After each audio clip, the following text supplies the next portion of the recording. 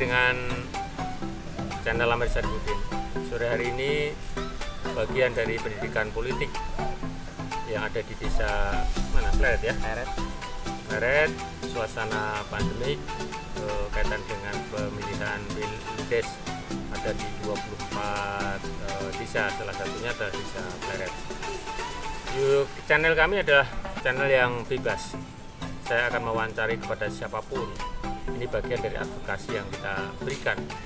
Kami sebagai anggota dewan, karena keterbatasan media, kalau mengumpulkan massa juga harus menggunakan standar COVID-19. Nah, hari ini saya ketemu dengan calon kepala desa. Ini Mas Taufik yang masih muda.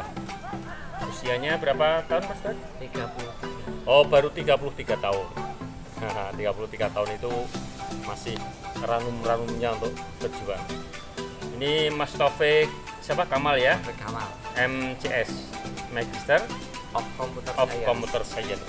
S2-nya di BM. Mas Taufik, saya panggil Mas Taufik aja karena usianya separuh dari saya. Ini jenengan mau maju sebagai calon kepala desa ini apa rugi itu? Karena sebagai dosen masih muda, masih kesempatan pendidikan S2 begitu, apalagi di desa Pleret ini kok kemajemukan dan sebagainya, apa bisa meyakinkan jenengan kepada masyarakat di desa Pleret? Langsung saya jawab. Pertama saya memperkenalkan dulu, nama saya Taufik Kamal. Saya dulu S1-nya di komputer, kemudian S2 memang saya juga komputer tapi lebih ke manajemen, master manajemen informatika. Manajemennya ya? Iya, MMI. Tapi menggunakan komputer itu untuk sarana memanage gitu ya, manage. Kemudian kalau dibilang tadi pertanyaan, apakah rugi mau jadi seorang lurah gitu ya dari seorang dosen yang seperti itu? Ya memang dari firman Allah jelas ya, yarfa'illahul ladzina amanu minkum walladzina utul ilma darajat. Sakjane Allah itu sudah meninggikan beberapa derajat orang yang berilmu. Tetapi ketika ilmu itu tidak digunakan gitu ya, tidak diimplementasikan secara kontekstual, itu adalah PR kita bersama. Jadi niat awal saya adalah khairunas anfa'ulinnas, itu yang pertama jelas. Yang kedua adalah saya tuh sangat ketika berpikir kenapa sih perguruan tinggi itu bisa maju 5 tahun ke depan dari desa dan seterusnya. Kenapa keilmuannya hanya sekedar ditulis di paper, tidak pernah terimplementasi sampai ke level notabene di desa. Ya. Dan anggaran pendidikan itu sangat besar, tetapi kok seperti itu terus ya desa.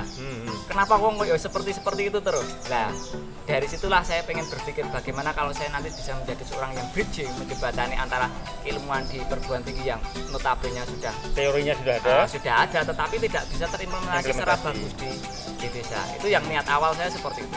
Jangan yakin itu? Insya Allah. Jadi dengan modal saya seorang entrepreneur, saya juga seorang pengusaha.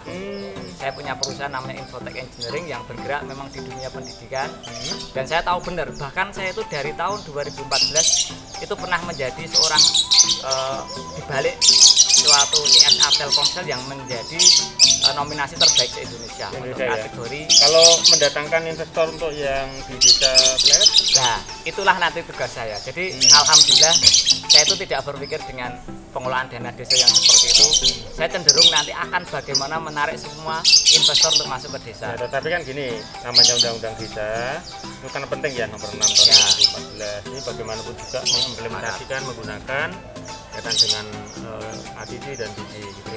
Nah, kalau ini Mas Taufik ya, desa Pleret ini kan punya sejarah yang tidak bisa dilupakan oleh bangsa Indonesia, bahkan dunia kaitan dengan Mataram Islam. Ini tuh menjembatani, menghidupkan kembali, apalagi ada Kamuman yang miniatur masjid dulu. Gimana ini Mas Taufik? Jadi begini konsepnya, saya kan kemarin sudah sowan ke Kepala Dinas Provinsi Pariwisata Pak Siti Harjo. Saya sudah sowan, saya menceritakan, Pak, terus esok pengen bangun jenengan. Waktu itu saya pernah bertemu jenengan kok enggak selalu itu kok enggak pernah ngewangi Jogja. Lah ini saya mau ngewangi Pak aku. Nah, saya akan memajukan desa Pleret. Karena apa? Karena ceritanya jelas. Dengan ceritanya jelas, dengan sejarah yang sangat besar, bangsa yang kuat itu adalah yang mengaku sejarahnya. Kemudian dari situ kita sudah sepakat bahwa ketika kita sudah tidak pernah bercerita, sudah ada cerita masa lalu, kita bisa mengakses yang pertama dana keistimewaan. Ceritanya wis cetha rasa gawe. Yang kedua, dengan budaya yang ada di Pleret saya bisa menjualnya. Apa sih bedanya dengan Bali? Saya juga 30 hari lebih di sana, saya melihat ini kok mengkode Jogja. Nah, dengan menggunakan budaya yang tadi bisa kita kemas sedemikian rupa untuk menarik bahkan turis mancanegara, kenapa tidak? Welcome ya. Nah, besok saya ciptakan kayak Airbnb-nya. Besok warga-warga tinggal kamar kosong, besok saya fasilitasi dengan aplikasi, mereka bisa nginep. Mas, saya potong dulu. Okay. Kalau Pleret ini kan daerah agamis ya. Ada, mohon maaf, ini ada NU, ada Muhammadiyah. Visi jenengan apa? Ini jadi sudah saya tulis visi saya. Apa ini? Visi saya adalah menuju desa digital yang mandiri, berbudaya, sejahtera, dan agamis. Oh ya, sesuai dengan Projo Taman Sari. Nah, ini bisa saya gambarkan. Kenapa kok saya bilang desa mandiri? Kita bisa meraihnya dengan dunia digital. Perusahaan terkaya apa? Digital. Facebook. Apalagi dalam kondisi COVID ya. COVID apalagi sudah seperti itu. Tetapi saya tidak akan meninggalkan budayanya. Itu akan saya angkat. Gotong royong. Karena termasuk di sini saya sudah membuat slogan maju bersama kita bisa. Itu adalah gotong royong. Sak janjane sambatan. Ruhnya masyarakat kita punya desa Pleret begitu ya. Ya. Tentang visi jenengan ada menuju desa digital yang mandiri, berbudaya sudah, sejahtera dan agamis. Oke. Jadi kita tadi kan mengangkat budaya-budaya ya. Kalau sudah budaya itu nanti bisa kita dalam tanda kutip jual, artinya bisa kita tawarkan dengan tema pariwisata dan seterusnya. Itu kan akan otomatis membuat kesejahteraan. Pasti kesejahteraan itu akan meningkat. Nah, dengan adanya kemajuan, mau nggak mau, agama itu yang akan gondeli. Artinya saya yakin ketika pariwisata itu timbul, itu ada sisi negatif di posisi itu. Maka agama itu juga harus saya optimalkan terus. Jadi seiring sejalan dengan. Jadi itu udah tak toto sedemikian rupa untuk mengimbangi. Oke, itu yang visi ya. Sementara yang misinya, kira-kira ada berapa? Nah, jadi, ini meningkatkan penyelenggaraan desa yang profesional dan akuntabel. Apa maksudnya desa orang ngerti? Memang ini mau nggak mau tak tulis dalam bentuk normatif. Nggak mungkin saya tulis gamblang karena rawan sekali dalam artian seperti itu. Yang bisa menjelaskan memang saya sendiri. Pertama, salah satunya misalnya apa? Jadi dengan penyelenggaraan kita pertama dengan kemudahan dengan IT, engkau tidak perlu warga bolak-balik untuk meminta surat, tinggal lewat online. Oh gitu, itu yang namanya profesional ya. Kemudian nanti pelayanan pasti akan optimal dan cepat gitu ya. Dan udah terlihat sekarang ketika kita melihat sebuah misalkan C1 ya, itu tidak lagi ada tanda tangan bahasa dan cukup dengan serial number sebenarnya bisa meregister apapun. Itu bisa meregister. Oke, itu misi yang pertama. Yang kedua, sesuai dengan nomor jenengan berapa ini? Nomor 2. Oh, 2 ya. Oke, 2 itu Victor kemenangan. Nah, nomor 2 apa Mas Tobek? Sebelum ke nomor 2, nomor 1 dikit aja lagi. Belum. Saya belum. Jadi yang paling penting itu sebenarnya saya pengen itu transparan. Dengan menggunakan sistem pengolahan tadi baru pelayanan ya. Nah, nanti di dalamnya itu kan harus digenjot dengan IT juga. Artinya nanti semua pencatatan keuangan, kemudian e-budgeting, macam-macam itu saya pengen warga itu kita. Kalau perangkat desa jenengan tidak desa itu mau diganti. Kita lihat ke 2 ini. Makanya mau nggak mau kita harus meningkatkan kualitas SDM. Berarti lurah muda itu diharapkan. Nanti dengan seperti itu yang sepuh ya nanti kita ewangi, kita golek pendamping lah ibaratnya, ngewangi. Ya tetap pemikiran mereka kita butuhkan. Tapi nek jari pepatah di bawah 20 tahun jadilah murid yang baik, 20 sampai 30 tahun jadilah ikutlah orang yang mungkin pintar bisa memberi pembelajaran. 30 sampai 40 itu saatnya kamu berkarya. Dan di situ kamu bisa bolak-balik dan itu kekuatan full kamu.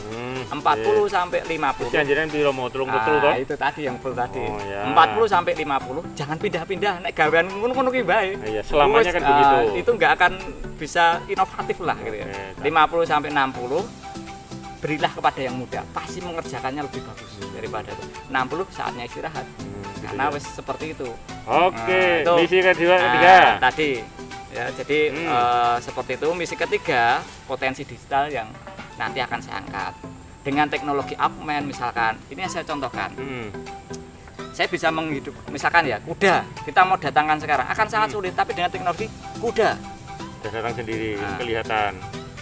Misalnya ini kita bisa dengan sewu tadi karena kuda, otomatis ya. Nah ini bisa kita datangkan seperti ini. Jadi ini contohnya. Ini bisa kita visualkan di sini. Set. Nah itu kuda, di sana ada kudanya itu. Saya rekam aja nih. Ini sambil merekam. Oh gitu ya. Nah ini nanti juga akan menjadi daya tarik tersendiri. Powered by Desa Pleret di share itu cepat sekali viral. Ya? Nah dengan pengembangan ini, saya juga akan membuat internet itu akan insya Allah bisa gratis. Kita bisa kerja dengan Kominfo dan itu sudah realistis lah untuk kita wujudkan. Dan memang sudah saatnya. Sudah saatnya seperti itu. Nah pengembangan desa itu nantilah dengan keragaman budaya, kemudian nanti kita ciptakan marketplace, sudah saya siapkan juga. Pasar Pleret ini sudah saya siapkan. Pasar Pleret. Sebentar lagi saya launching juga insya Allah model restonya. Ini tertutup Marang Tonggo. Saya bercita-cita sampai nanti bisa menciptakan uang digital sendiri. Nek duit wis menggok-menggok nang kono kemudian kita bisa tahan. Mbok jopo mau apa? Desa Pleret pasti maju gitu. Itu yang saya harapkan. Ya. Jadi pengembangan itulah nanti wisata kita integrasikan dengan digital, kita sinergikan. Artinya inovasi lah di situ inovasinya saya. Itu. Kemudian karena ini waktunya agak pendek, untuk menciptakan desa wisata tadi pasti kita bentuk Pordarwes, kemudian SK wisata. Sudah ada ya? Kita belum ada, ini baru saya cita-citakan karena di sini belum ada yang benar-benar desa wisata Pleret itu belum ada. Itu nanti setelah itu bisa mengakses dana pariwisata dan seterusnya karena sudah punya SK desa wisata. Kuncinya sinergi. Jadi semua ada Museum Pleret, Banyu Kencono, ada Masjid Agung Kauman, Situs Kerto, Gunung Sentono, itu akan saya jadikan satu pengelolaan yang nantinya bisa diterima oleh masyarakat. Termasuk yang itu ya, yang atas itu untuk yang Gunung Sentono itu. Ya. Itu nanti semua sinergi. Ya. Kita ciptakan aplikasi untuk memanage seperti itu. Itu mudah lah. Seperti itu. Kemudian aplikasi-aplikasi penunjang ya, marketplace, nanti kemudian seperti Airbnb, kemudian seperti Gojeknya, kita perlu ciptakan nggak sulit itu. Jadi kita akan menikmati, aku pesen pecel lele, nah, gue ngetarke ming tonggone dhewe. Sate klatak. Sate klatak ming 2000-an gitu. Nanti saya merencanakan itu akan menambahkan lapangan kerja lagi. Nah, itu semua nanti akan membuat pendapatan asli desa akan naik. Kemudian ekonomi kreatif tumbuh. Dan sekarang sudah saya mulai ini. Banyak anak-anak yang saya didik untuk marketing online. Gratis. Tujuannya apa? Sudah ada berapa orang? Kalau 30 sampai 30-an ada lah. Berarti besok tambah satu saya ya. Siap. Besok siapapun saya tawarkan gitu. Usia saya kan masih 16 tahun. Kenapa tujuannya saya buat seperti itu, Pak? Itu menarik. Urung dadi lurah kok wis mikir ngono. Karena 9 dari 10 pintu rezeki saka dagang. Lah mereka nanti yang akan mendagang, istilahnya yang akan menunjukkan Pleret itu seperti ini loh majunya. Kemudian seperti ini loh wisatanya, seperti ini loh budayanya. Kulinernya. Ini kulinernya dan sebagainya. Itu yang menjual mereka. Saya latih caranya dari copywritingnya, dari cara marketingnya. Nah itu ya 9 pintu rezeki dari situ. Nah ekonomi kreatif tumbuh, optimasi aset-aset yang tadi terbengkalai di Desa Pleret bisa kita munculkan. Misalkan tadi ada ompak kok mati, dicorot nganggo HP langsung jedul, gitu. Itu bisa. Kemudian banyak hal yang bisa kita timbulkan nanti dengan teknologi-teknologi, termasuk CCTV terintegrasi di mana-mana, bisa melihat kondisi Pleret saat ini, itu akan menjual juga. Beralihnya di IT ya. Jadi memang yang bisa nomor 5 digital. sekarang. Yang terakhir menciptakan lingkungan bersih, aman dan asri. Lingkungan gitu, lingkungan apa? Lingkungan ya desa. Desa ya, lingkungan satu desa. Jadi sanitasinya macam-macam dan seterusnya. Tentang kualitasnya. Intinya semuanya itu tidak akan bisa dinikmati kalau kita tidak sehat. Jadi itu harus.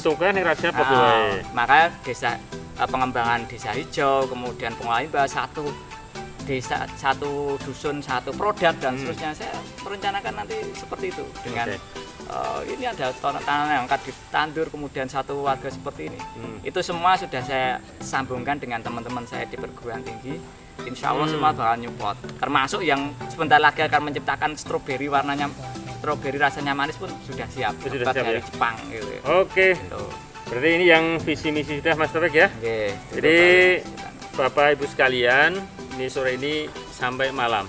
Larut ini. Saya diskusi ngobrol dengan calon kepala desa Pleret, namanya Mas Taufik Kamal MCS. Nah, sudah memaparkan, silahkan nanti Bapak Ibu sekalian dan saudara sekalian memilih. Pilihan boleh beda, ukhuwah tetap dijaga. Terakhir closing statement ya. Jadi ya, termasuk nomor jenengan berapa, saya nggak tahu itu. Jadi sederhana sekali, khairunas anfa'uhum linnas gitu ya. Jadi sebaik-baiknya orang itu yang bisa memberi manfaat. Saya sangat bercita-cita, walaupun saya saat ini dosen, kemudian saya sudah menjadi kepala UPT, saya insya Allah tetap dosen, kapanpun itu, dan itu sudah diizinkan. Dan Pleret ini akan sebagai apa istilahnya ya, tombak ukur kemajuan Indonesia. Saya merencanakan itu, karena teknologi kemudian dengan perguruan tinggi itu belum bisa sambung dengan desa. Ya, ini yang akan saya sambungkan, kemudian nanti bersama saya yakin dengan maju bersama kita bisa pilih nomor 2. Saya yakin Pleret pasti maju. Insya Allah. Saya mohon doa restunya. Ya. Nomor 2 Mas Taufik Kamal. Coblos. Ya.